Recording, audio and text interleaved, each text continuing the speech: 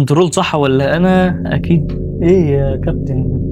النهارده في الفيديو ده انا هحرق لك ماتشين، ماتش السنغال والمغرب وماتش ريال سوسيداد وبرشلونة.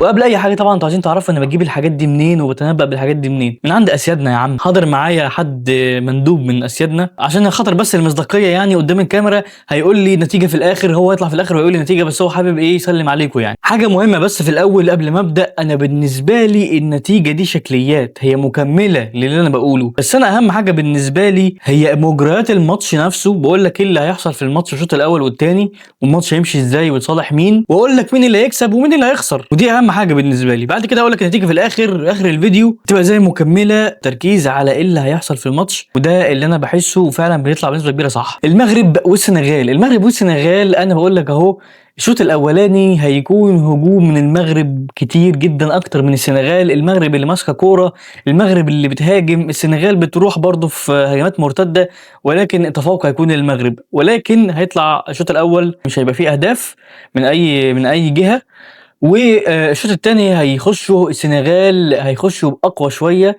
هيبدا الماتش يكون رايح جاي، السنغال بتهاجم زي المغرب تقريبا، وفي اخر الماتش في اخر ربع ساعه السنغال هتهاجم كويس جدا اكتر من المغرب كمان.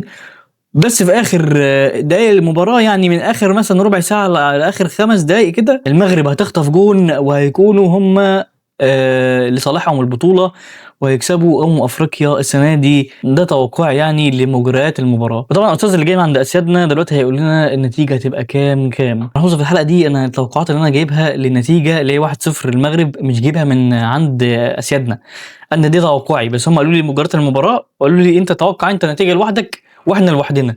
تمام، فانا هتوقع نتيجه المباراه لوحدي 1-0 للمغرب، والاستاذ اللي موجود معانا هو هيقول لي بقى ايه اللي جاي من الكنترول من فوق من عند اسيادنا. تمام باشا، منورنا. عامل ايه؟ اخبار؟ زي الصحه؟ زي بلاد؟ ايه الشياكه والحلاوه دي؟ لا فخم يعني. معلش هم عندهم الطقوس كده، ما حدش فيهم بيضحك قوي يعني، هم الدنيا عندهم ضيقه شويه جد يعني. بسم الله الرحمن الرحيم. ايه يا عم انت في ايه؟ ده خدم من خدامين اسيادنا، وطبعا اتشرفت بوجودك يا فندم. بسم الله الرحمن الرحيم. طيب قول يا فندم معلش كده النتيجه تبقى كام من عندكم يعني الكنترول؟ 2-1 لمين؟ مغرب؟ سنغال؟ شكرا يا فندم جدا، شرفت بوجودك. تمام. هم عندهم الطقوس كده دايما عندهم الطقوس كده، يعني ناس يعني تمام معلش اسيادنا براحتهم يعني. طيب انا كده اسيادنا قالوا 2-1 وانا قلت 1-0، فنشوف اكيد كلام اسيادنا طبعا هو اللي هيبقى صح ان شاء الله. ونخش بقى على الماتش التاني وهو برشلونة وريال سوسيداد. برشلونة في المركز الأول، وفي الفترة الأخيرة رجع لها الثقة في نفسها الحمد لله، وكسبوا ريال مدريد وهم حاليا في المركز الأول في الدوري الأسباني، على عكس ريال سوسيداد السنة دي في مركز ال 12 تقريبا أو 13. يعني مش أحسن موسم خالص لريال سوسيداد، موسم ضعيف، موسم هزيل للفرقة الزرقاء والبيضاء. ريال سوسيداد فرقة جريزمان، ما علينا من التفاصيل دي. انا اتوقع ان الماتش هيبدا على طول بالشوط الاول هجمات لبرشلونه كتير. برشلونه زنقه سوسيداد في النص بتاعهم، عماله بتهاجم. برشلونه هتجيب جون في الشوط الاولاني، وبرضو سوسيداد هتهاجم كتير جدا، برضو مش كتير قوي يعني، ممكن تروح لها كورتين 3 ولا حاجه كونتر اتاك علينا، بس مش هيجيبوا منها جون، ويخلص الشوط الاول 1-0. في الشوط الثاني برشلونه هتخش بنفس الاداء، نفس الموضوع. سوسيداد هيتكتل اكتر وهيطلع برضه بهجمات مرتده زي ما قلنا، وفي الاخر برشلونه هيجيب جون تاني.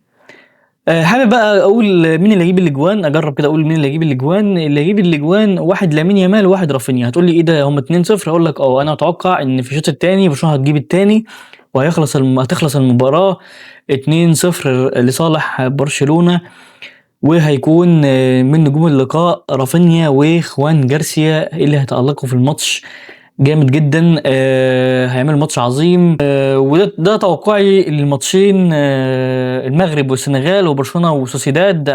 بناء على الفترة الأخيرة، مستويات برشلونة ومستوى سوسيداد اللي هم فيه دلوقتي. فأتوقع النتيجة النهائية لريال سوسيداد وبرشلونة هي 2-0 للكتالوني، وإن شاء الله الفوز يا كولرز.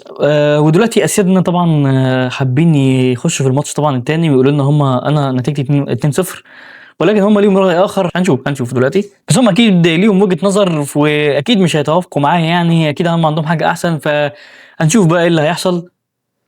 بسم الله الرحمن الرحيم. أنت دخلت. كنا عايزين توقع لماتش من كنترول يعني برشلونة وريال سوسيداد كام؟